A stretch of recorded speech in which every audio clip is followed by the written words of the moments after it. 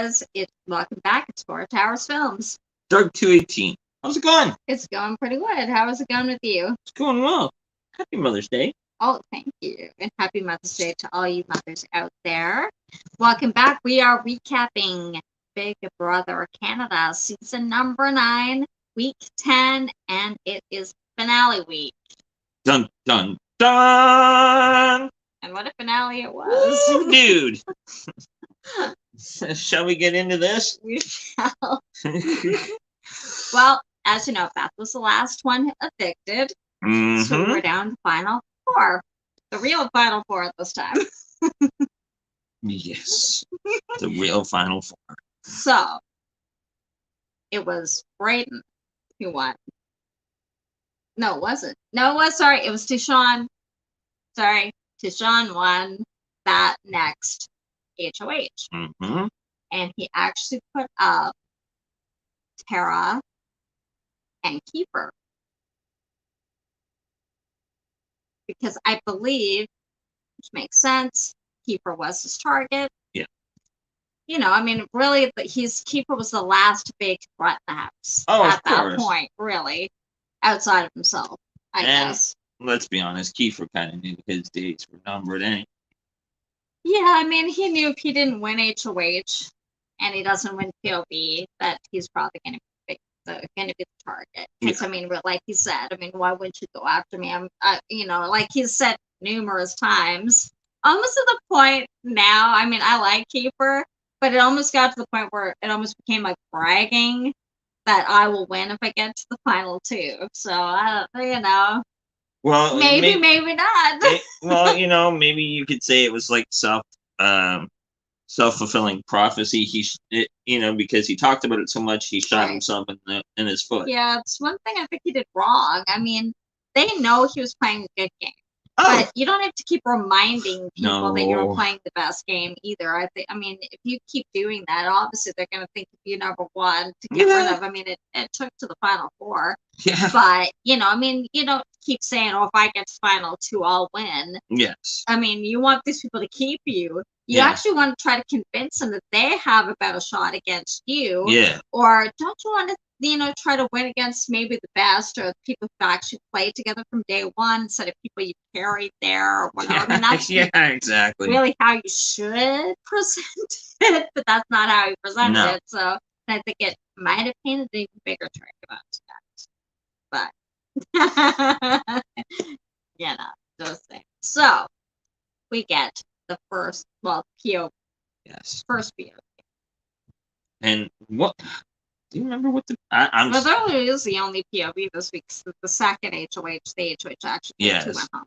The POV was like this 1940s theme. Oh yes, mystery kind of thing. So they actually were dressed almost in period clothes. Yes. They're like PIs. And they went one by one, of course, into a room, and they had to find clues. Yeah.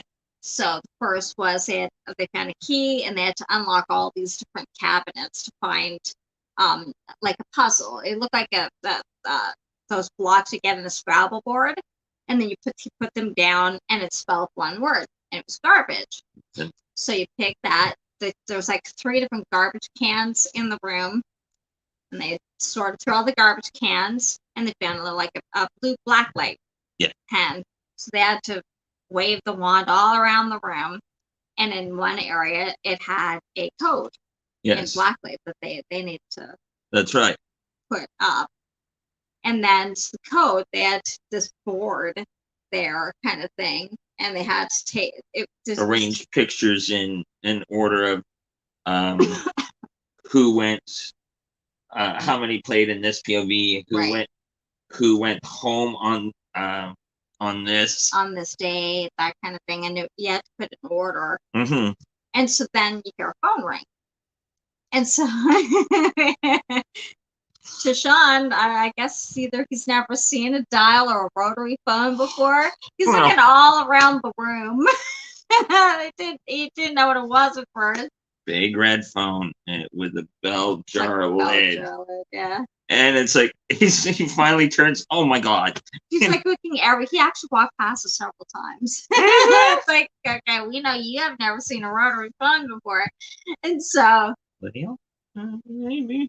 So they answer it. It's a toy phone. They Yeah. answer it, and it tells them that they have to be the superhero, and that this big laser light is facing on to the Big Brother house, and they have to solve this code to shut the light off.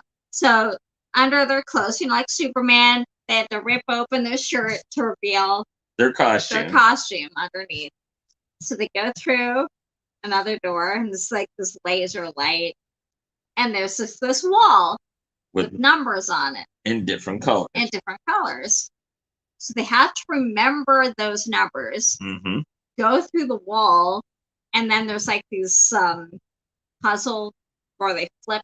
It was like a rotating puzzle thing. Like to rotate the numbers. Right. But they also had to remember the number and the color that the number was. Right. And a few of them were like, they can't remember.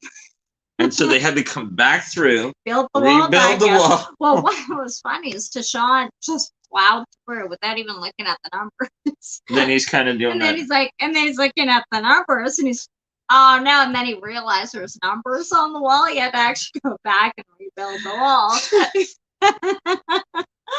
What can you say? That was funny. So, and it looked like it was pretty tight. Everyone. It seemed like it, but looks for deceiving. It was actually a little bit longer in between than that you think there were. And good editing. Good editing. Yeah. Poor editing. So everyone finally finishes, and it came down to Tara actually won. And actually, like, she did in like 11 or 15 minutes. And the longest was like 47 minutes. That's what we're talking about, good editing. It's like, wow. It didn't seem that long, but wait a dang minute, So Tara actually won POV, so she guarantees herself into the final three. But Kiefer has to make his pitch, and right. Not that I don't know if he tried that hard. Do you?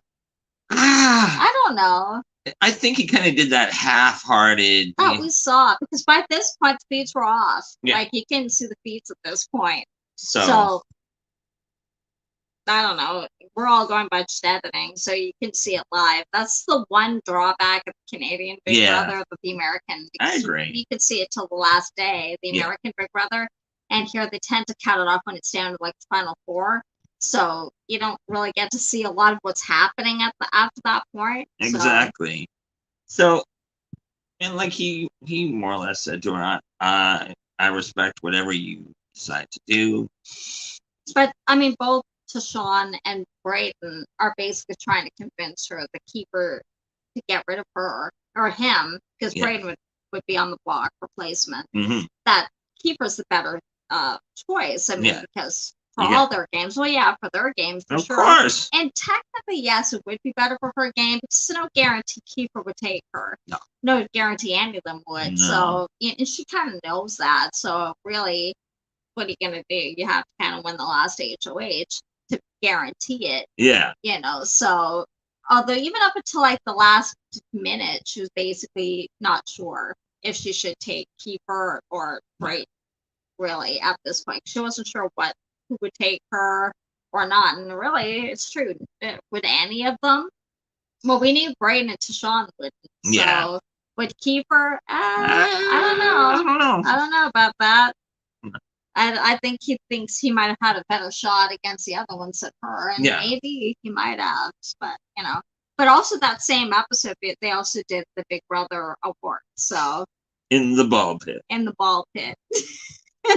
Now, for the American viewers, it's kind of like that episode where they look back and they have the meal and champagne and stuff like that. But here it's called Big Brother Canada Awards. So they same idea. They got them to dress up in these like really garish outfits. And sit in the ball pit and watch. They don't get to see it, but they get to see the flashbacks and of was this better or was this better kind of thing. Like, for example, I can't remember which ones they showed, but what would win the award? Like one was like best fight or something. Best blow up. Another Yeah. one was talking about the reindeer. Oh yeah, remember when Tashawn didn't think reindeer were real?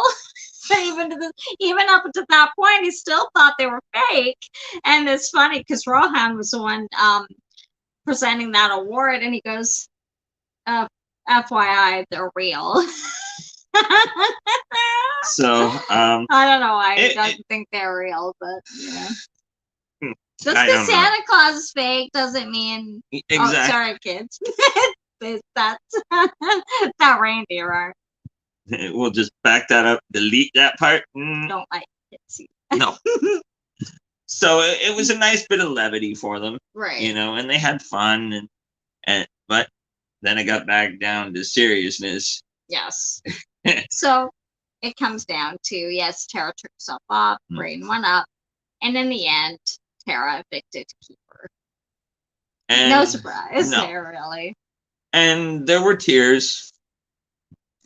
Well, because like he's saying, you know, he wanted this for his family, but Yeah. really, so does everybody, though, really. But yeah, I know he's brought up several times he's from the res. I don't know if he knows if he still lives on the reservation or not, but I know that's where he grew up. Yeah. And that, you know, I mean, he wanted to make people proud. Oh, I think he did. I mean, he is actually, he brought this up before, he's actually the first Native Canadian or Indigenous person that's been on Big Brother Canada. Exactly. So, I mean, yeah, and look how far you went. I mean, you just were too good a player, well, that's you know? it. Your time ran out, Yeah. but, you know. And I mean, and the thing is, there were smart enough people to get rid of you for their chance to win. I mean, yeah. Other times, people might have kept you and you would have beaten them. Like that happens too. So you just happen to kind of get a season where they knew they had to get rid of you in order for their own chance. So that was, you know. And he walked out with his head up, and he did. I mean, he still played a good game. Yeah, he did. And he had nothing but good comments to say when Arissa's like, Kiefer. You know, and he's like, I'm proud of how I represented myself. I'm proud that I was able to represent the Indigenous community. And, you know, he was a good example. He was, yeah. You know, we were rooting for him. Oh, yeah. We had a feeling that he may not make it that long, like till the end, but just because there were like we said, there were too many players still left that knew they had to get rid of him in order for their own chance. So. But really, nobody had a shot at the end. They knew it, so that was really the problem. That's why we said, you know, maybe you shouldn't have kept saying you would have won. That might have been a bit of a downfall, but you know, yeah, a little bit, maybe. So, without hesitation, we get into the final HOH, which is 3-part HOH. And the HOH competition for the final was... Well, the first part is the 3 of them were together. Yeah. And, oh no, now I can't remember what the first part was. It's usually endurance, but it wasn't endurance really this time. Oh my gosh. It's like a week ago. Sorry, guys. Oh. Memory blank. It might come to us. But it's because normally an endurance comp, the first one, but it wasn't. But be that as it may, if we remember it, we will say we will say what it was. But be that as it may, it was Sean that won the first part. Whatever it was. No. Oh, you remember? No. Are you sure it was Tashawn that won the first part? I'm pretty sure it was Tashawn who won the first part. Because if we remember what the first part was. No, because it was Tashawn and Braden that were in the last part. They had to battle it out. Yeah, so Braden won the second part, second HOH part. Do you remember what the second part was?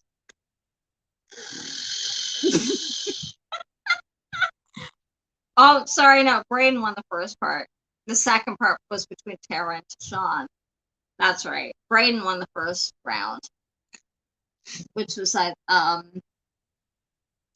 want to say questions or something. No, they're all lasered up, weren't they? Or was that the second part? Oh, it was kind of like that, like a very Tron-esque kind of thing, and they had to knock off. That was the second part. That was Tashawn and Tara, and Tashawn won that. They had to walk off. It was like, if you remember, they do it in the American one too. Where they got like what day was so and so evicted or whatever. They had to knock off the right number off these blocks, and they had to throw balls at it. And that was just the two of them doing that. So I cannot for the life of me remember the first part. I think it was questions or something. If we remember, we'll let you know on the bottom. But either way, Brayden won the first part, and Tashawn won the second part. And it was basically. Well, I mean, obviously, Tara's. I think she kind of knew. I mean, although really, well, if you think about it, Brayden won. He probably had a better shot taking Tara than Tashawn. Of course. Really, if you think about it, if he told Tashawn he would take Tashawn. Yeah. Tashawn probably would have won either way. Yeah. Thing. So it doesn't really matter who he took, kind of thing. So it was really Tara would have to work Brayden to take her. So, and you know, in the end, it came down to they asked questions, and in the end, Tashawn won the final. And it was pretty. It was damn near unanimous. Tara was the only one that really threw Brayden. No, I mean Tashawn won the last HOH, and he evicted Tara. Yeah. As the last one because he's probably not wrong. I think he would have had. Not to say that she could have beaten him, but I think it would have been closer if he took Tara over Brayden. Because if you remember, a lot of the jury kind of thought that Brayden was kind of dragged along to the end. Although when they talked to them, because they have them all together, they started to kind of change their mind a little bit about that they were saying that maybe he played a bit better of a game than they thought he did. Yeah. You know, he played a very good social game. Yeah. And so, no, he won when he had to, which really wasn't until about the final five. But, you know, he had to, and really, did he actually have to win, really? Maybe. I don't know if he really actually had to, because I don't think there's ever really that much danger of getting cut. No. So, but, I mean, it was good that he did. Yeah. You know. But okay, devil's advocate, let's call it what it is. Let's call a spade a spade.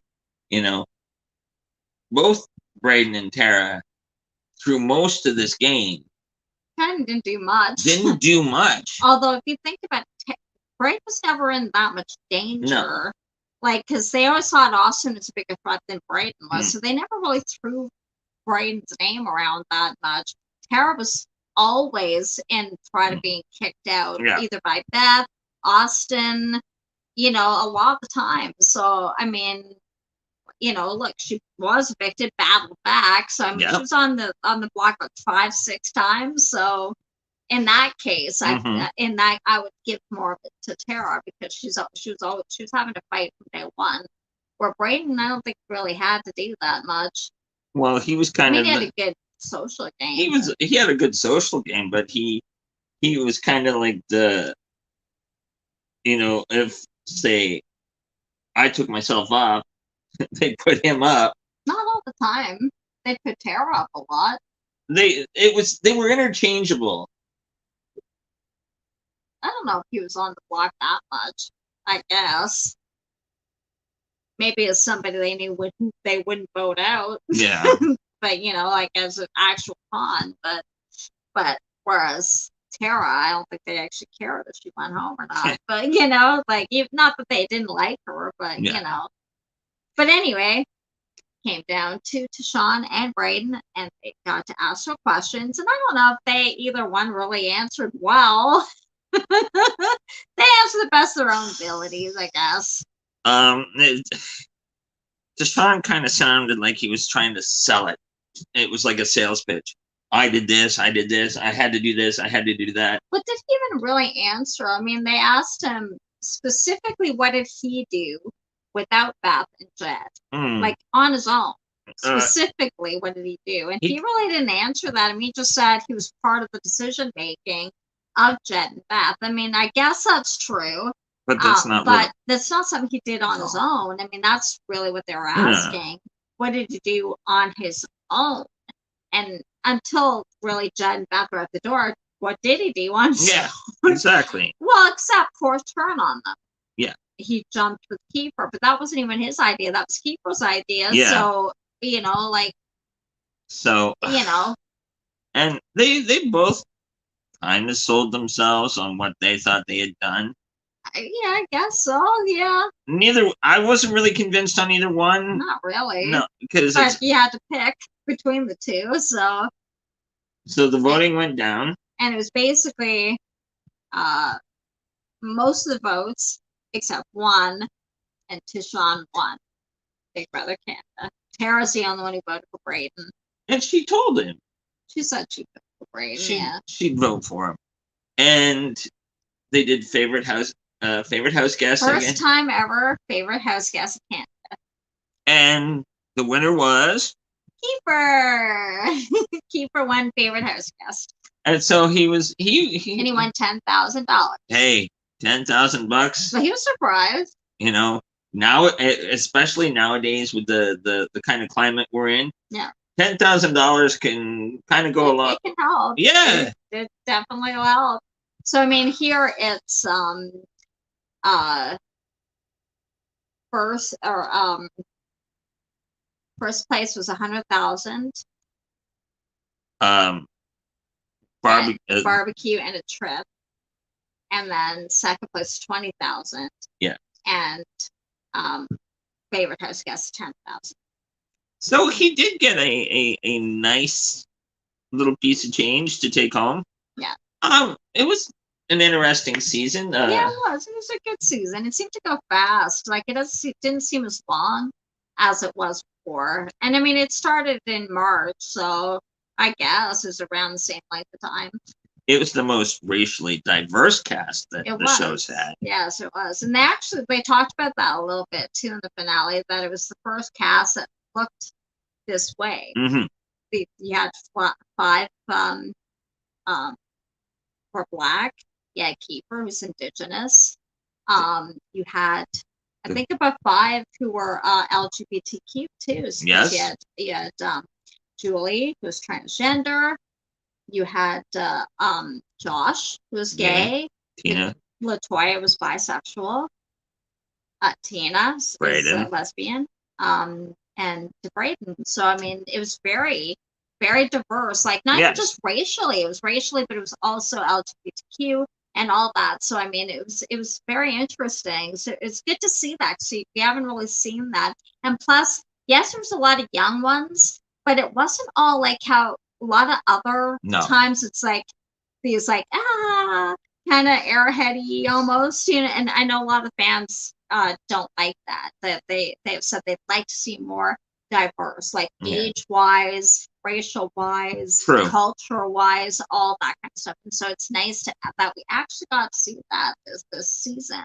We left Ken and Barbie on the shelf. Yeah, because that actually gets boring. You've got like Love Island or, you know, Temptation Island or Bachelor for that, you know. Yeah. I mean, for like things like Survivor and Big Brother and stuff, it's kind of nice because it's really a social game. Yes. So it's kind of nice to see different socio or economic and it's racial as well as like different cultures together kind of thing. You learn more about it and all that. So it makes a more interesting season, I think, if you've got that. So for sure, it's good that they did that. It's really, I mean, not that they haven't done something like that, but it really is the most socially or diverse and that they've ever had. So. It was, and I think BB Canada dealt with it very well. They managed it very well because you know right now it's a very racially sensitive time. Yeah, there's been a lot of so much tension. Well, there's been so much really bad things that have happened. So it's nice that you got to see the good. Yeah. The good racial interactions. We're not only hearing about the bad. I mean, we know what happens and stuff, but it's not all that, and it's nice to see that they can't get along. Of we can't get along course. with each other. We can learn about each other, and you saw that. Yes. And it's like I liked hearing whenever you talked about Kiefer, talk about his culture and his family and stuff, and even Latoya and Braden and all, just talking about their Yeah. experiences. It's the conversations that needed to happen. It was good to see that Mhm. because you don't get to see that normally. It gave the country a chance to listen Right. on a microcosm of a cross section of Right. society, and I think if we did more of that, of what they did, Right. we'd World be in would change. we'd be in a far better place. Sure would. Yeah, of course it would. Yeah. I hope they carry on with the diversity. Yeah. If we're blessed to have Big Brother Canada come back. I hope so. We haven't heard about a renewal yet. I mean, here it doesn't tend to renew that far ahead. No. And actually, the last about 2 seasons ago, it had actually been canceled. Yes. And it was the fans who fought to get the show back on air, and with the writing campaigns and calling and all that kind of stuff. And actually, they've said that it was actually the fans who brought the show back. So. And I mean, it never made sense because it was never suffering in the ratings here. It was always very popular. So I don't really get why they canceled it, but they had. Yeah. But because it had so many fans, they fought to have it come back. So that was good. What did you think of this? I think it's a good show because it's very different in a way than the U.S. one, and we like watching the U.S. one too.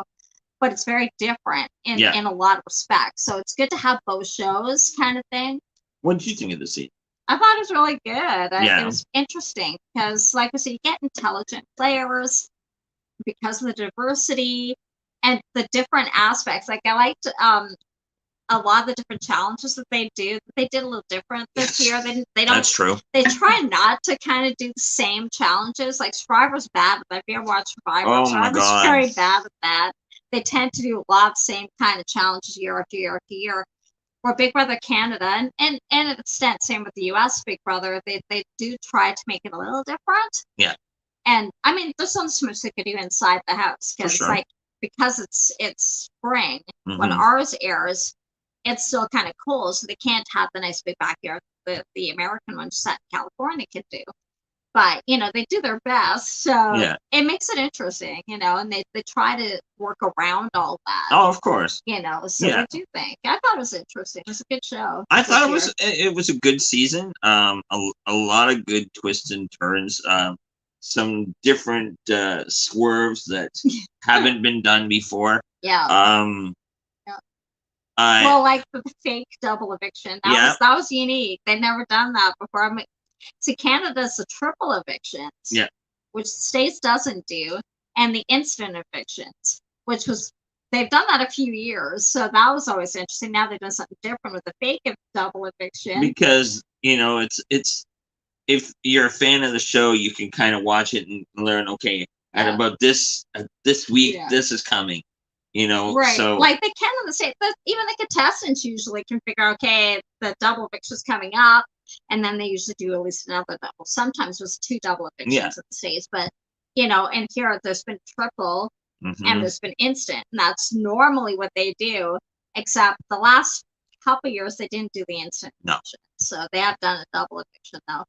But last year it actually got because of COVID. Because of COVID, yeah. But they followed similar protocols to what the U.S. did. Yes. Is keeping everybody completely quarantined for the duration of when they were working on the show. And exactly like when they did the discussion with the house guests that left. Right. And they couldn't come back. They couldn't come back because they were inside the bubble. So they did it through, I guess, like through Zoom or whatever. Yeah. Like they did like the reunion. Kind of thing, and they were all on Zoom because they couldn't come back because they already gone home. Yeah, they were outside the bubble. So I think the show did really well. The challenges were different this year. Yeah, they were. It was interesting. Whoever does Arissa's costuming needs to be talked to because some of those outfits. I'm sorry, Arissa. Like I like she's a pretty lady, but that's dress how I hated that finale dress. Now I'm sure some people liked it. I'm sure they did. I didn't happen to like it. No, she's too pretty to be in a dress like that. It was a shape. It was a shapeless red. It was weird looking. To me, I don't know. I just looked lost in it. It looked like one of those things that you would wear to the beach after you get out of the water. You like a big towel that has a Velcro tab. No, I didn't like it. It's like, no, you're a pretty lady. Get them to dress you more fashion. Now, I don't know if she gets a pick for dresses, but I don't know about that, or if that's like fashion designers. No. To me, it took away from her. No, exactly. I think pick a nicer dress for her. No. But I did enjoy the season, and I would have liked to see Kiefer win, but Kiefer won favorite house guest. I'm glad he won favorite house guest. I'm glad he won that. I mean, out of the ones who are left, I guess I'm kind of glad it's Tashawn who won. True. Okay. Over even Brayden. Yeah. I mean, I like Brayden, but I just don't think he did enough to win. No. I mean, I know he had a pretty good social game, but I think Tashawn played a better game. He was part of a very strong alliance. Yeah. He was part of the decision making from the beginning. He won when he had to, all that kind of stuff. And plus, he also did have a good social game too. So, and he didn't really lie to anybody. Like, he never touched the block once. That's a feat in itself, even for being a pretty strong competitor. So I guess between the ones out of when they got to the top four, between Kiefer and Tashawn, I mean, I think Kiefer should have won it if it had come down to that, because I think he played a phenomenal game. Oh, for sure. And then after that, Tashawn. So I think out of between Brayden and Tashawn, I'm glad Tashawn. I would have voted for Tashawn too. So.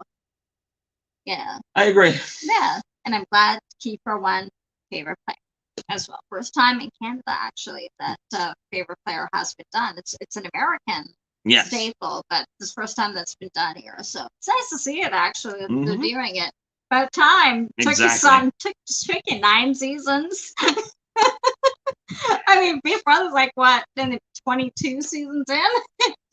The American one? Yeah. So, I mean, it took us 9 to get it, so, but at least they have it now, so. Exactly. Anyway, it was a good season, and that's it for Big Brother Canada for this year, and we'll be back, hopefully, next March. But if you guys are a fan of Big Brother, we do tend to recap the American Big Brother as well. That's right, we do. Which is coming back, thank goodness. And we know Julie Chen is hosting it again this year. Julie Chen Moonves, which she goes by now. And when? Right now there's no official date on when it's supposed to start, but they're saying it should be when it normally starts. It's going to have a normal summer this year. Okay. It's supposed to start around June, but there's no official start date yet. So okay. It'll probably be about June, end of June. Okay. But we'll be back for Big Brother USA. So hopefully you will join us then for Big Brother. Can I come back? Of course you can come back. Right on. But that's it for Big Brother Canada season number 9. We hope you guys enjoyed it. If you enjoyed our recaps and spent time with us, please give it a thumbs up. Don't forget to subscribe and hit the notification bell so when we go live, anytime our favorite reality shows are on. Next one probably will be Big Brother USA. That's true. Most likely. But we are doing MasterChef Canada too, if you are a fan of MasterChef Canada. And there is one more episode left of MasterChef Canada, the finale. So, but you can catch up by watching our recaps if you haven't caught it yet. If you're a fan of it. That's it for this time, guys. Happy Mother's Day to all your mothers out there, and have a good rest of your week. And we will see you next week or in June. Sure, guys. Bye, guys.